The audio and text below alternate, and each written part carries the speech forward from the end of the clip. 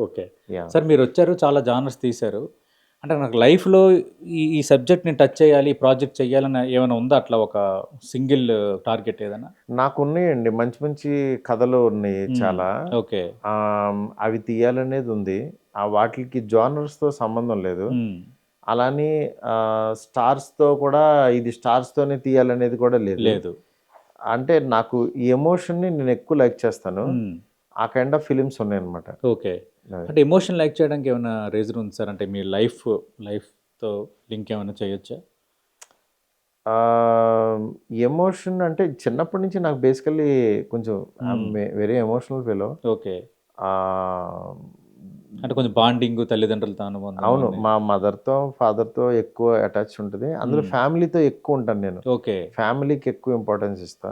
దానివల్ల కూడా maybe human ఎమోషన్స్‌కి నాకు ఎక్కువ ఇంపార్టెన్స్ ఇస్తా. ఓకే.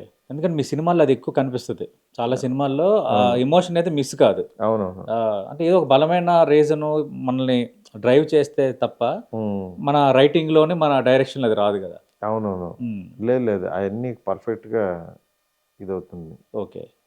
అంటే అదే సార్ ఇప్పుడు పండగ కాబట్టి అందరూ వెళ్లి చూడాల్సిన సినిమా అని అంటున్నారు. ఇంకా ఆల్ ఎలిమెంట్స్ అందరిని ఎంజాయ్ చేస్తాయని ఒక ఫీలింగ్‌తో అయితే ఉన్నారు బలంగా. చాలా అంటే స్ట్రాంగ్‌గా నమ్మకంగా ఉన్నారు.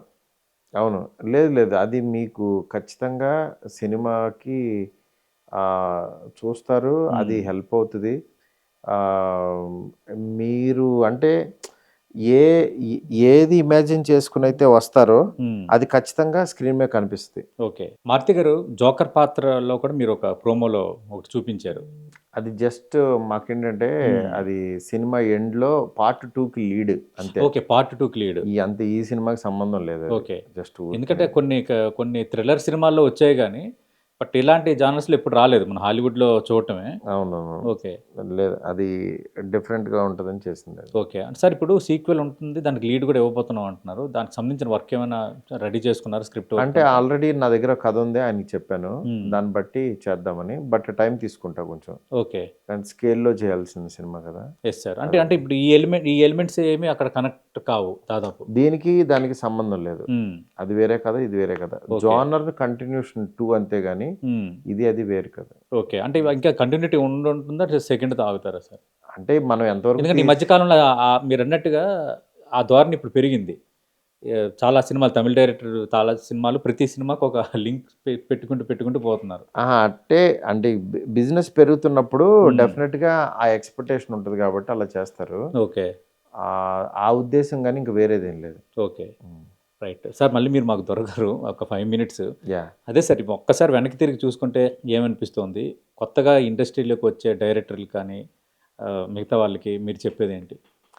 అంటే నేను చెప్పేదేంటంటే ఏది చేసి చేయొద్దు. హ్మ్. నాకిది కావాలి, ఇది కావాలి, ఇది కొట్టాలి, ఇది చేయాలని చేసింది మాత్రం చేయొద్దు. ఓకే. ఒక ఫ్లోలో ఎళ్ళిపోమంట. హ్మ్. కానీ ప్రయత్నాన్ని ఆపొద్దు. హ్మ్. ఇంకా ఇంకా బెటరు లాస్ట్ టైమ్ చేసినది మళ్ళీ ఇప్పుడు చేయొద్దు. ఓకే. ఇప్పుడు ఏం చేయగలుగుతాం అనేది మాత్రం ఆలోచిస్తూ ముందుకెళ్తుంటే డెఫినిట్‌గా గ్రోత్ ఉంటదంటాను. హ్మ్. ఇదే నేను చెప్పేది మెయిన్. ఓకే. హ్మ్. అదే మీ లైఫ్ జర్నీలో చాలా కష్టాలు చూసారు. హ్మ్.